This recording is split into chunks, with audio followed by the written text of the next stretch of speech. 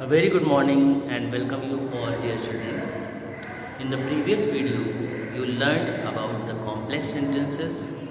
In that section, you studied about a noun clause, how you can form a complex sentence by using a noun clause you studied at that video.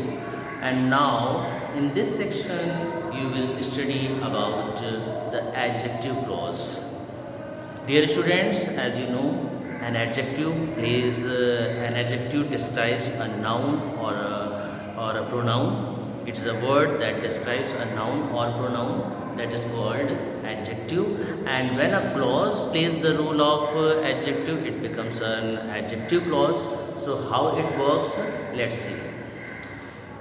The man was arrested. This is the first example. The man was arrested. He stole my watch. अब देखिए यहाँ पर pair of sentences दिए हुए हैं, जिसमें पहला sentence है कि मैन को अरेस्ट किया गया। फिर सेकंड सेंटेंस में बताया गया है कि वो कौन मैन था। वो कौन मैन था? The man was arrested, he stole my watch. यानी कि यहाँ पर उस मैन को डिफाइन किया गया है कि किस मैन की बात हो रही है, किस मैन को अरेस्ट किया गया। वो मैन जिसने मेरी वॉच चुराई थी। तो इसे कंबाइन करने के लिए सबसे पहले हम क्या करेंगे? द मैन वॉज अरेस्टेड में मैन को अलग कर देंगे और वॉज अरेस्टेड को अलग कर देंगे। सबसे पहले लिखेंगे द मैन और उसके बाद में स्पेस छोड़ेंगे, फिर लिखेंगे वॉज अरेस्टेड। तो सेंटेंस है the man blank was arrested. ये तो हो गया इसका मेन क्लॉज, ये हो गया इसका इंडिपेंडेंट क्लॉज। अब हमें एडजेक्टिव क्लॉज, इसका सबऑर्डिनेट क्लॉज उसमें ऐड करना है। तो कैसे कहेंगे? कहेंगे द मैन जिसने मेरी घड़ी चुराई थी। तो जिसने के लिए इंग्लिश में आता है हु। तो कहेंगे who stole my watch. The man who stole my watch was arrested. तो अब ये हु स्टोल माई वॉच जो है वो एक क्लॉज है जो किसको डिस्क्राइब कर रहा है? मैन को डिस्क्राइब कर रहा है।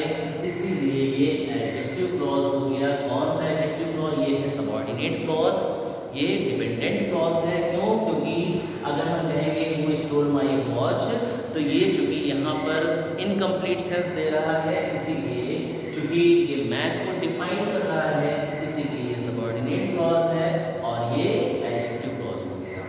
अब हम इसका सेकेंड एग्जाम्पल देखते हैं। The pen is mine, it is on the table.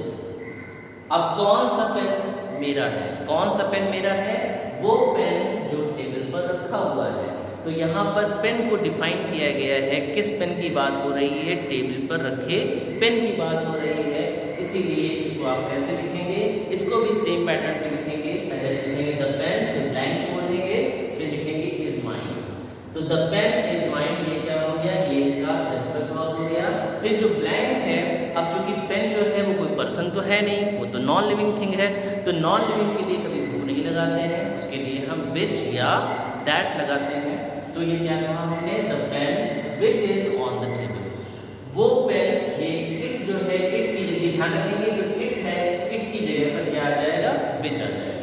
तो बाकी इसमें कोई चेंज नहीं करना है, वो इट की जगह पे क्या कर देना है? विच कर देना है। तो the pen which is on the table, वो पेन जो टेबल पर है, किसका है? इज माइन, वो मेरा है। ठीक है।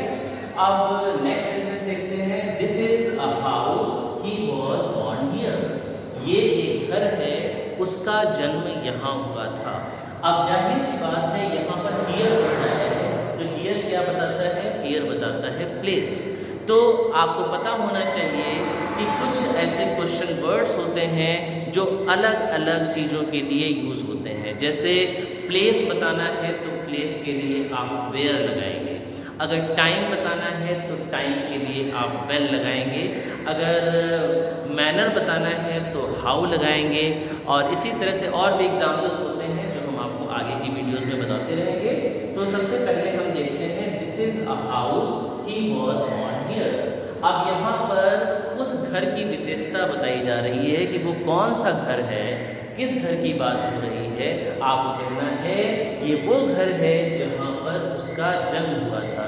तो यहाँ पर हाउस को जो है क्या किया गया है? डिफाइन किया गया है। ये कहते हुए हुए कि उसका जन्म यहाँ पर हुआ था। तो कैसे कहेंगे इसको? दिस इज अ हाउस है, ये हो जाएगा दिस इज द हाउस।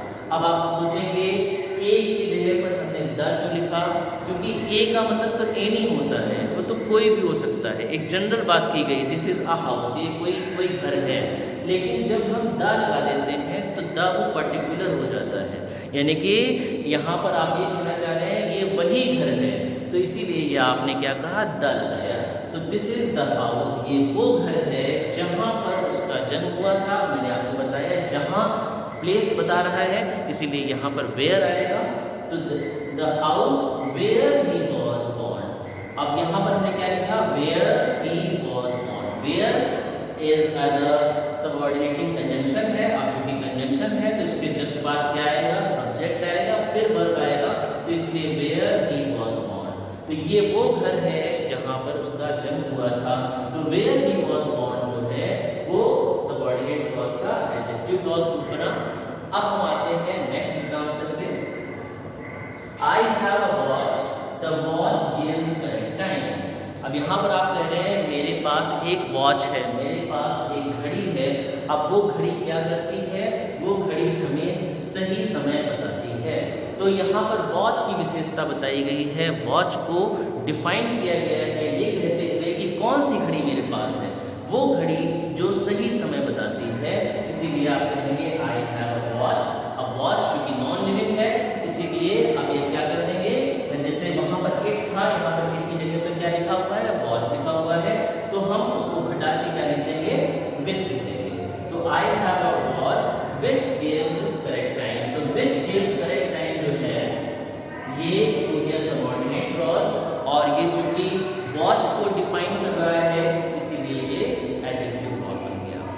तो इस तरह से हम एडजेक्टिव क्लॉज जो है बनाते हैं। एडजेक्टिव क्लॉज जो किसी नाउन या प्रोनाउन को डिस्क्राइब करे, इसीलिए वो क्या है? वो एडजेक्टिव क्लॉज है। जैसे आपने कहा I have a gold ring, I have a ring which is made of gold. इस तरह से आप सेंटेंस को क्या बनाते हैं?